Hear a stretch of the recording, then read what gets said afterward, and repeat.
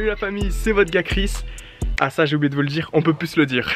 Alors je sais pas si vous l'avez remarqué peut-être, mais ma chaîne a changé de nom. Je n'avais plus envie de me faire appeler Chris parce que Chris était tout simplement un pseudo. J'avais simplement envie de me refaire appeler par mon propre prénom qui est donc Alexandre. Alors aujourd'hui la famille, je reviens à vous pour vous partager une histoire que j'ai vécue étant plus jeune. Et mon message du jour va s'intituler Dieu parle, tout simplement. Alors avec du recul, je suis maintenant convaincu, et d'ailleurs même la Bible nous le dit, Dieu peut parler d'une manière ou d'une autre. Parfois ça peut être à travers d'un chant, parfois ça peut être à travers d'une prédication, en lisant la Bible tout simplement, ou ça peut même parfois être une personne qui est choisie à un moment précis de ta vie. Petite chose que j'aimerais vous préciser, il faut faire attention les amis, parce que parfois on peut être poussé par l'envie d'entendre quelque chose, et là les amis ce n'est pas Dieu qui parle. Alors j'ai envie de vous raconter une petite histoire alors que je n'étais pas encore converti, j'étais encore un jeune de 12-13 ans, bon je suis toujours jeune, 21 ans c'est jeune, et je pense que d'une certaine manière Dieu a voulu me parler à ce moment là. J'avais un ami du nom de Zaprian. Zaprian était né dans une famille protestante, et il faut savoir que comme tout enfant, j'aimais bien jouer parfois dehors avec mes amis en tapant des footballs, en faisant des cache-cache. La petite bonne époque où il n'y avait pas de problème, est-ce que vous voyez ce que je veux dire?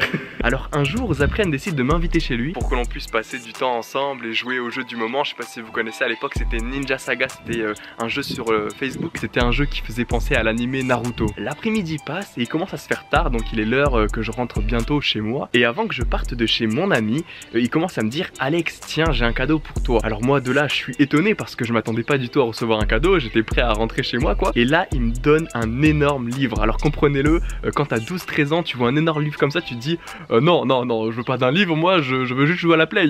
Et je pense que vous l'avez peut-être compris, mais ce livre en fait s'agissait d'une Bible. Et je tiens à le préciser, Zaprian connaissait très bien ma situation, il savait que je vivais dans une famille non pratiquante et voilà. Mais il avait quand même décidé ce jour-là de me donner ce cadeau. Alors vous imaginez déjà bien qu'un jeune à 12-13 ans, c'est compliqué de lui faire ouvrir une Bible, surtout que là c'était une Bible qui n'avait pas de commentaires. Quand je suis rentré chez moi, j'étais tellement pressé en fait d'ouvrir ce livre, c'était la Bible, mais moi je ne savais pas encore à ce moment-là. Et je me rappelle encore très bien de ce moment-là quand j'ai essayé de lire les premiers mots, les premières phrases de ce livre.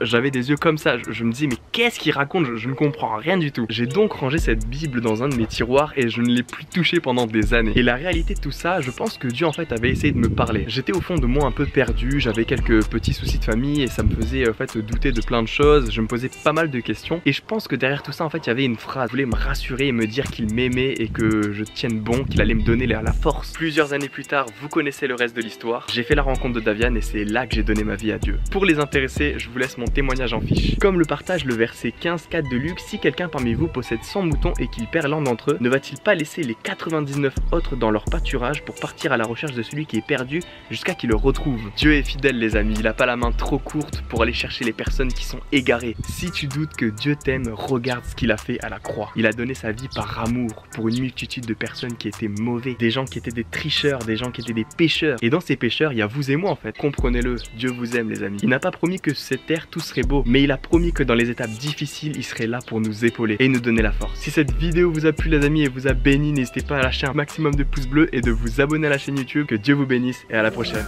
Bye bye.